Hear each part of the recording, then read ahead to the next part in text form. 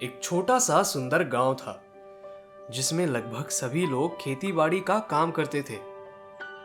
गांव निवासी अपनी फसल उगाते और पास की मंडी में बेच देते। ज्यादातर किसान मध्यम वर्गीय थे।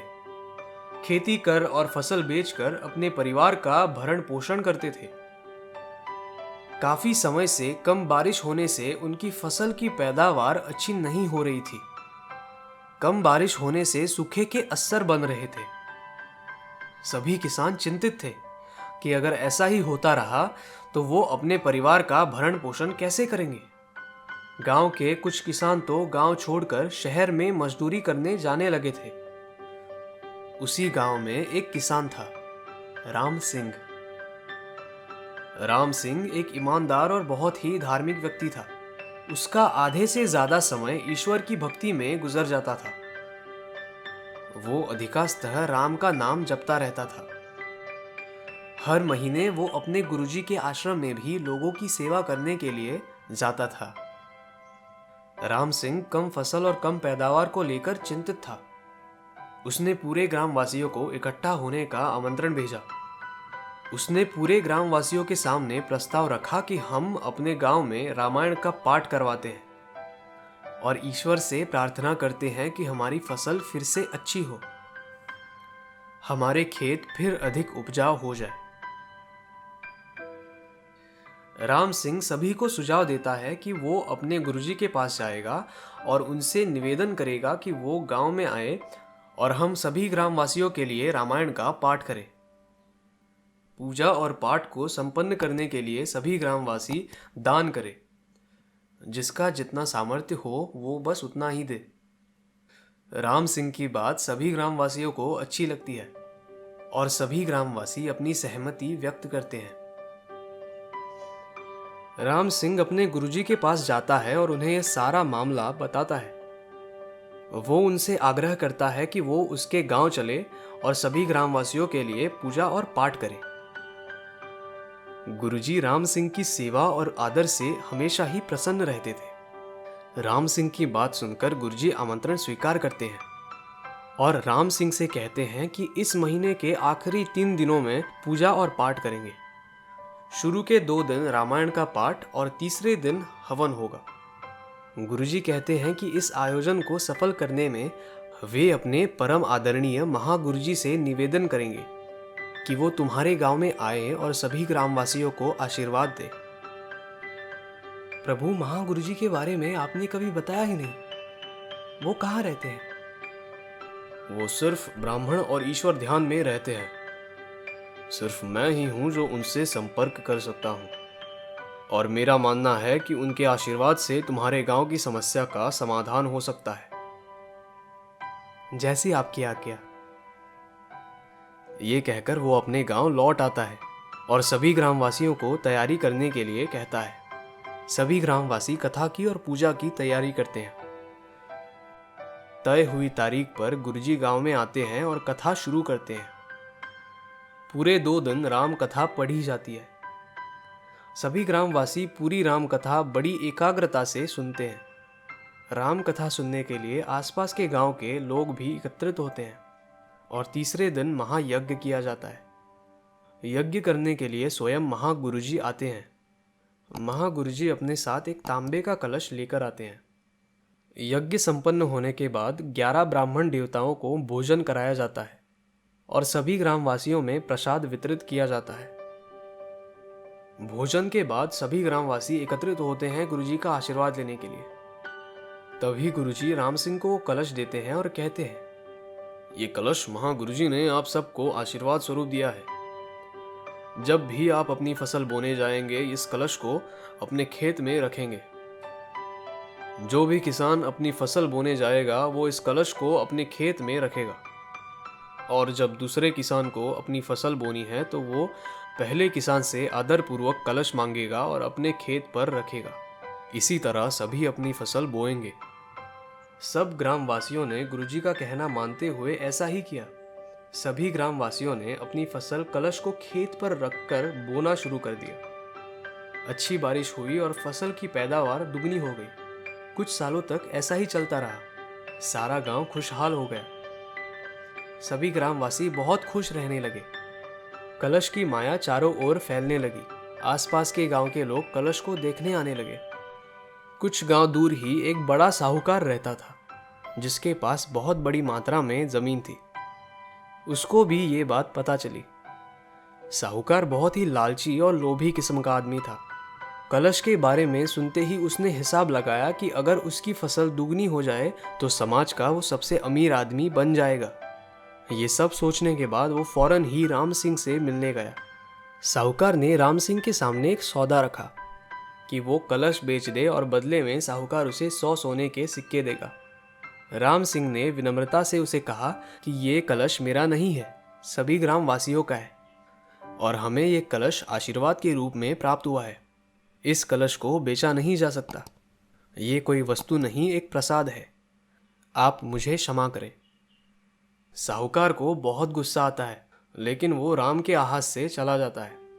वो सोचता है कि अगर ये कलश सबका है तो कोई तो इस गांव में बिकेगा। साहूकार गांव के कई लोगों से सौदा करने के लिए कहता है, पर कोई भी ग्रामवासी कलश बेचने के लिए नहीं मानता। साहूकार कुछ ग्रामवासियों को उनकी जमीन बेचने के लिए मूल्य से ज्यादा कीमत देने का प्रस्ताव रखता है, लेकिन कोई भी ग्रामवासी अपनी जमीन बेचने के लिए तैयार नहीं होता। सारे गांव से ना सुनने के बाद साहूकार का गुस्सा क्रोध में बदल जाता है और वो अपने में प्रण लेता है कि वो उस कलश को हासिल करके ही रहेगा। साहूकार एक योजना बनाता है। फसल बोने का समय चल रहा था। रात का समय था। किसान कलश को खेत में रखकर ही बीज फेंक रहा था। तभी वहां कुछ लोग चेहरा ढके हुए आते हैं और किसान से वो कलश छीन लेते हैं। किसान उन्हें रोकने की बहुत कोशिश करता है, लेकिन वो उन्हें रोक नहीं पाता।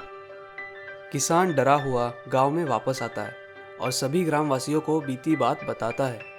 राम सिंह भी वहां आता है और किसान की पूरी बात सुनने के बाद वो कहता है कि हमें थानेदार के पास शिकायत करनी चाहिए। तभी एक ग्रामवासी कहता है कि जरूर ये साहूकार का ही काम होगा, वो लालची इंसान ही ऐसा काम कर सकता है। हम सभी कल चलकर साहूकार से बात करेंगे और उससे बोलेंगे कि अगर उसने किया हो तो वो कलश हमें वापस करे। राम सिंह कुछ ग्रामवासियों को लेकर साहूकार के पास जाता है और पूछता है, क्या कलश तुम्हारे पास है? तुम्हारी हिम्मत कैसे हुई मुझ पर आरोप लगाने की? चुपचाप यहां से चले जाओ, मेरे पास कोई कलश नहीं है। देखो, हम आपसे विनम्रता से बात कर रहे हैं, आप भी विनम्रता दिखाइए। यह गांव का मसला है, हम नहीं चाहते कि कोई विवाद हो। ये कहकर सभी चले जाते हैं। कलश न मिलने से सभी ग्रामवासी बड़े दुखी होते हैं और सोचते हैं कि अब फसल कैसे होगी। राम सिंह सभी ग्रामवासियों को बुलाता है और सबको समझाता है कि अब हम अपनी फसल बिना कलश के ही करेंगे, अपनी पूरी मेहनत से बोएंगे। उधर साहूकार अपने मजदूरों को कहता है कि इस साल जो भी फसल बोना, इस कलश को रखकर ही बोना। गांव के सभी ग्रामवासी अपनी खेतों में बीज बोने का काम करते हैं, वो भी बिना कलश के। गांव वालों के मन में एक डर होता है कि ना जाने इस बार फसल कैसी होगी। उनके मन में कई सारे प्रश्न होते हैं कि क्या इस बार की पैदावार उनको एक अच्छी कमाई दे पाएगी। ये सब प्रश्न मन में होते हुए भी सारे किसान अनाज बोते हैं।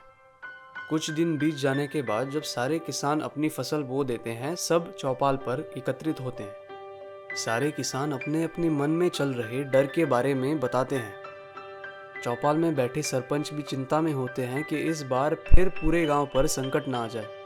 राम सिंह ये सब सुनने के बाद खड़ा होता है और सभी किसानों को समझाने की कोशिश करता है।